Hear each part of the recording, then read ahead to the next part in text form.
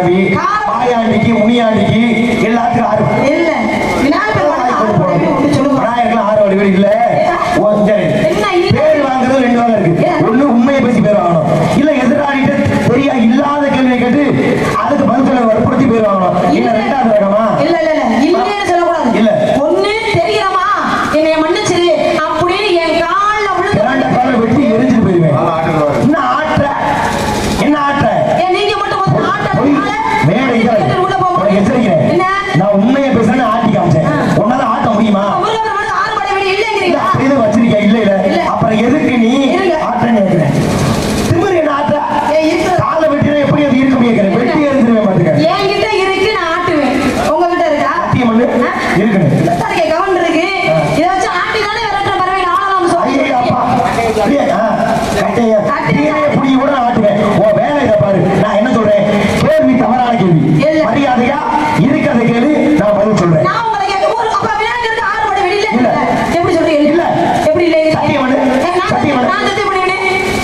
விநாயகருக்கு 6 படை வெடி உண்டு. சத்தியம். மேடையில பொய் சத்தியம் பண்றீங்க. அத்தை தரித்திரீங்க உனக்கு. நான் பொய் சத்தியம் பண்றேன். நீங்க வேணா இல்லன்னு சொல்லி சத்தியம் பண்ணுங்க வாப்பா. அப்படின்றியா? நம்ம சாமி பேர் தானே கண்ணாத்தாரா. நான் சத்தியம் பண்றேன், நீ சரியான ஆளு. கண்ணாத்தார சத்தியமா? விநாயக பெருமானுக்கு 6 படை வெடி இல்ல. எங்க நீ சத்தியம் பண்ணு.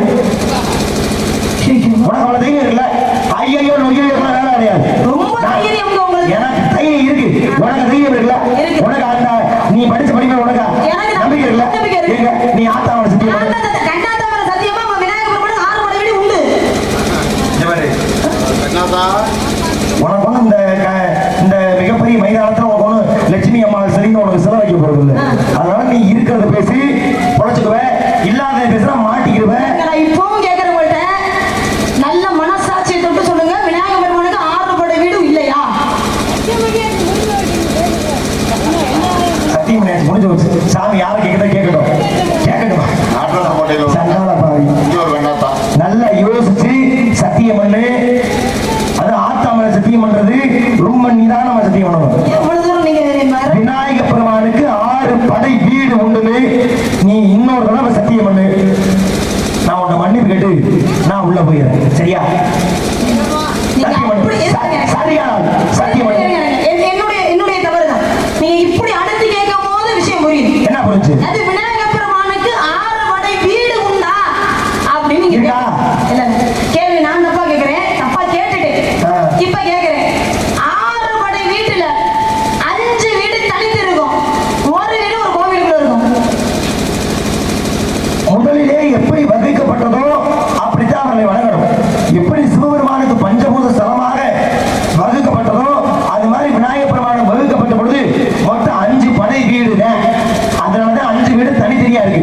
நீ 6வது ஒரு இடம் சொல்லி பார்த்தியா? அது தனி வீடு கிடையாது. இப்ப ஒத்துக்கிறியா? 5 படை வீடு 6வதாக சேர்க்கப்பட்டது. எப்படி 63 நாயன்மார்ல கிருபானந்த வாரியார் 64வதாக சேர்த்தாரோ இப்ப சேர்த்தாரு.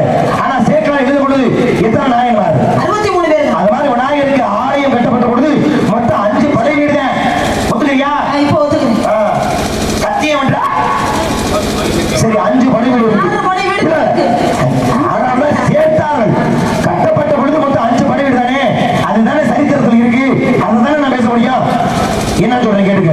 பிள்ளையார்பட்டி அதுதான் விநாயகர் பெருமானுடைய பிறந்த வீடாக கருதப்படக்கூடியது.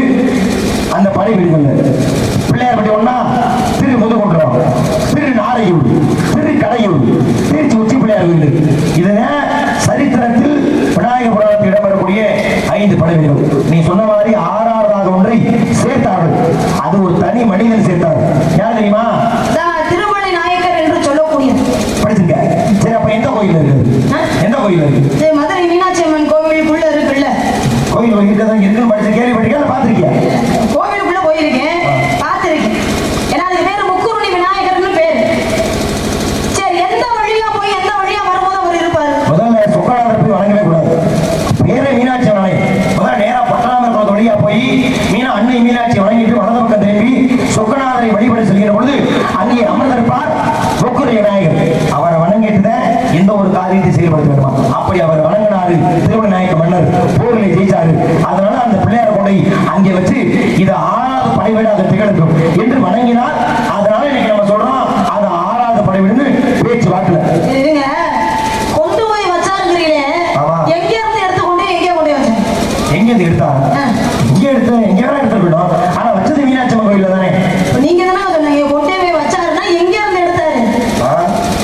அவர் வந்து சுயம்புவாக தோன்றப்பட்டவர். ஆனா ஒன்னே மட்டும் நம்ப மாட்டேன் போது, என்னைக்கு அவருக்கு நீ கை தட்டினியோ அந்நேரம் உன்னை நான் வெறுத்துட்டேன். ஏமா நீ இவ்வளவு பேசுற?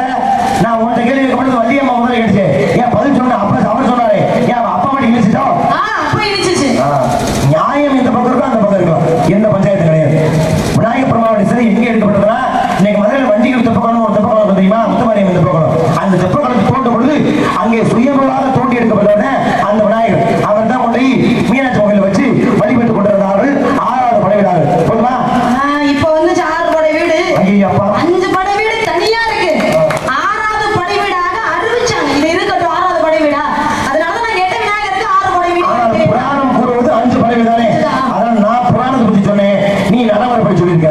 எந்த பிரச்சனையும் இல்லை. எந்த ஒரு தெய்வத்துக்கும் இல்லாத சிறப்பு விநாயகர் பெருமானுக்கு உண்டு. என்ன சிறப்பு?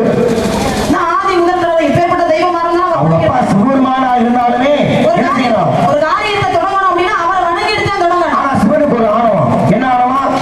நம்ம என் பிள்ளைடா சிவன், என் பிள்ளைடா விநாயகன், அவன் எதுக்கு நான் கும்பிடணும்? அவன் தான் என்னைய கும்பிடணும் என்ற ஆணவம் கொண்டு விநாயகர் பெருமான் வணங்காமல் திரிபுர அசுரர் அழிக்க போனார். உலகத்தை தேராக்கிட்டாரு, மேருமலையை வில்லாக்கிட்டாரு, மகாவிஷ்ணு அம்பாக்கிட்டாரு.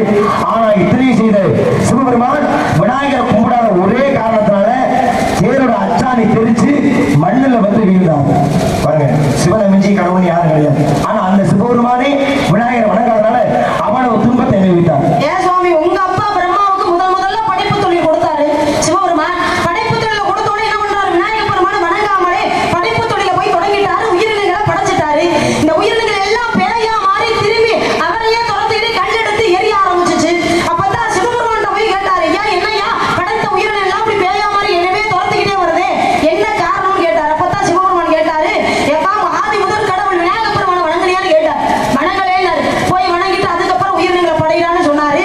பிரம்மாவே விநாயகர் பெருமானை வணங்கிட்டு தானே சுவாமி உயிரினங்களை படைக்க ஆரம்பிச்சாரு. நீங்க சொன்னது நான் சொன்னது உலகத்தை எல்லாருக்கும் தெரியும். விநாயகரை வணங்கிட்டு தான் இந்த ஒரு செயலை தொடங்கணும். ஒரு எழுத்து எழுதுனா கூட அதை பிள்ளையார் சொல்லி போட்டு தான் நம்ம ஆரம்பிக்கிறோம். அது எல்லாருக்கும் தெரியும். ஆனா இன்னொரு தனி சிறப்பு, யாருக்கும் இல்லாத ஒரு தனி சிறப்பு விநாயகர் உண்டு. தனி சிறப்பு அப்படின்னு சொன்ன உடனே புரியுது. ஏன்னா அந்த சனி பகவான் பாருங்க எல்லாரையும் பிடிச்சிட்டார். அவனால விநாயகர் பெருமானை மட்டும் அவரை பிடிக்க முடியும். அது வந்து விநாயகருக்குள்ள மிகப்பெரிய முதல்ல திருத்திக்க. ஒரு எதிராளி ஒரு விஷயம் பேசுறாருன்னா அந்த பேசக்கூடிய விஷயத்தை நம்ம காதல வாங்கிக்கிட்டு அதுக்கப்புறம் பேசணும். இல்ல நீங்க தவறா பேசுறீங்க, அதனால நான் நிறுத்தி பேசுறேன். அதாவது விநாயகர் பெருமான் இன்னும் பேச்சு வாக்கில பேசி நீ போயிட்டே இருப்பியா? இல்ல விநாயகர் பெருமான் சும்மா பார்த்தாவே எனக்கு கடுப்பாகும். இதுல தயவு செஞ்சு சிரிக்காது. அவளை எரிச்சாரு. அவரு உங்களை பார்த்தா ஒரு விஷயம் பேசுனா பேசுற விஷயத்தை காது கொடுத்து கேளு. தப்பா பேசுறேன்னா இல்ல நீங்க தவறா சொல்றீங்க, அதனால சொல்றேன். என்ன தவறா சொன்னேன்? விநாயகர் பெருமானை மட்டும் சனி பகவான் பிடிக்கலன்னு அதுக்காக சொல்ல வரேன். சிவனை பிடிச்சாரு, மகாவிஷ்ணு பிடிச்சாரு, எல்லாத்தையும் பிடிச்சிருக்காரு, முருகனை பிடிச்சிருக்காரு, எல்லாரும் பிடிச்சிருக்காரு. ஆனால் விநாயகரை மட்டும் சனியால பிடிக்க முடியும். இல்ல இன்னொருத்தரையும் பிடிக்கல. இல்ல நொல்லாம் பேசக்கூடாது. விநாயகரை மட்டும்தான், விநாயகரை மட்டும்தான். இல்ல சுவாமி, இன்னொரு ஆளை பிடிக்கல சுவாமி. இதுதான் தவறான செய்தி. சனி பகவானால 2 பேரை பிடிக்கல. அப்புறம் சொல்லிவிட்டு ஐயா இல்ல சாமி நான் தெரியாம சொல்றேன், என் மனுஷன் நான் தான் தப்பா கேட்டேன், மறுபடியும் எதுக்கு அந்த வசனம் எதுக்கு நீ மறுபடியும் சொல்ல போற? உன்னால நிரூபிக்க முடியாது. இல்ல இன்னொருத்தரையும் பிடிக்கல. விநாயகர் பெருமானை பிடிக்கலங்கிறது ஏன்னா உனக்கு எதுவும் சரியில்லைன்னு நினைக்கிறேன். அதனாலதான் இப்ப வாயை கொடுத்து வாங்கி கட்ட போறோம். இல்ல தேவையில்லாம புராணத்தை தவறா பேசலாமா? பேசக்கூடாது. யாரு இங்க வார்த்தை குடிக்கிறது? நானும் விஷயத்தை தான் பேசுறோம். அது சரியா பேசணும்ல. ஒருத்தருக்கு தனி சிறப்பு இதுதானா? இதுதான் விநாயகருக்கு தனி சிறப்பு. என்னன்னா சனியான விநாயகர் பெருமானை மட்டும் பிடிக்கலன்னா அது மிகப்பெரிய தனி சிறப்பு தானே. அதனால நான் சொல்றேன், இப்பவும் சொல்றேன், விநாயகர் பெருமானை மட்டும்தான் சனியால் பிடிக்க முடியவில்லை. இல்ல சுவாமி, இன்னொரு ஆளை பிடிக்கல சுவாமி.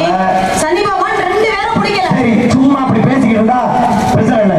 எது பிரச்சனை அடிச்சு காட்டு சொல்ற மாதிரி நீ இப்ப விநாயகர் பெருமானை பிடிக்கலான்னு சொல்றல. ஏன் உனக்கு கதை தெரியுமா? ஏன் பிடிக்கல? நீ சரியானாது. நீ அந்த கதையை சொல்லு. அவரை மட்டும்தான் பிடிக்கலன்னு நான் நிரூபிச்சு காட்டுறேன். விநாயகர் பெருமானை சனி பகவான் பிடிக்க போறார். பிடிக்க போகும்போது